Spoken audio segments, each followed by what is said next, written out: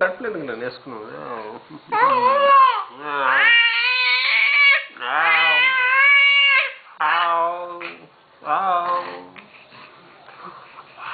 Black and white cinema చూస్తున్నా లేదా? పెద్ద తలకాయ చిన్న తలకాయ, పెద్ద దుత్త చిన్న దుత్త.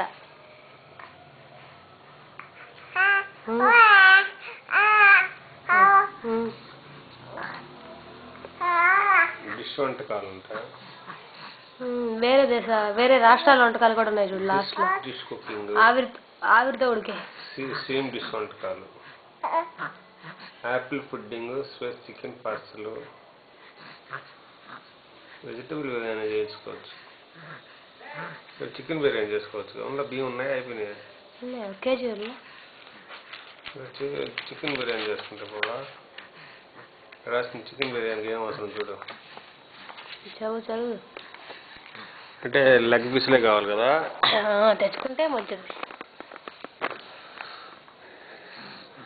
సమయం 25 నిమిషాలు పట్టద్దు అంట. 4 నుంచి 6 మంది తినొచ్చు అంట. అంటే బియ్యం తగ్గించుకుంటే సరిపోతుంది. బాస్మతి రైస్ 2 కప్పులు అంటే 1 కప్పు వేసుకుంటే సరిపోతుంది దానికి. నీరు 4 నుంచి 4:30 అంటే 2 నుంచి 2:30. చికెన్ 800 గ్రాములు.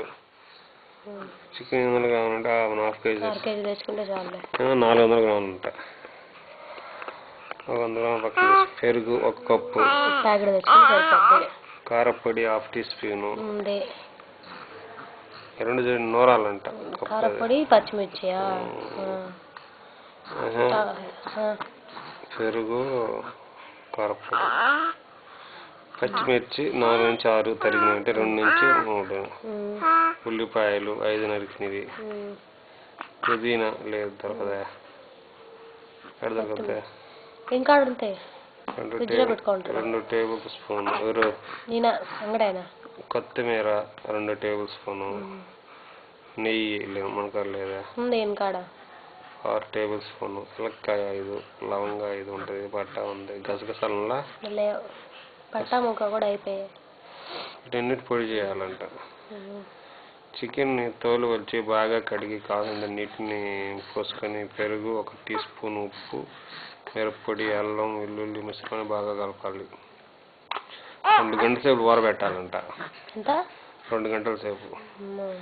బియ్యాన్ని బాగా కడిగి శుభ్రం చేసి కుకింగ్ ప్లేట్పై ఉంచవలను. నీటిని మిగిలిన కప్పు ఆటోమేటిక్లో చేర్చవలను. ఒక బాణలో నెయ్యి వేసి తాగిన తర్వాత ఉల్లిపాయలు వేసి దోరగా వేయించండి. తర్వాత చికెన్ పేర్చి నీరు ఇంకిపోయేంత వరకు వేయించండి. పొడి మిశ్రమాన్ని పుదీనా కొత్తిమీరను చేర్చాలి. స్టవ్ నుండి దింపి కుక్కర్లో బియ్యంతో కలిపి మూత పెట్టాలి. కొద్దిసేపటి తర్వాత దానంతరం అదే కీప్ వార్మ్ స్థితికి వెళ్తుంది. అంటే ఇవి కుక్కర్ వాళ్ళు యూజ్ ఏంటంటే మామూలుగా బాండల మీదేమో ఇలా చేసుకోవాలి మసాలా అంతా.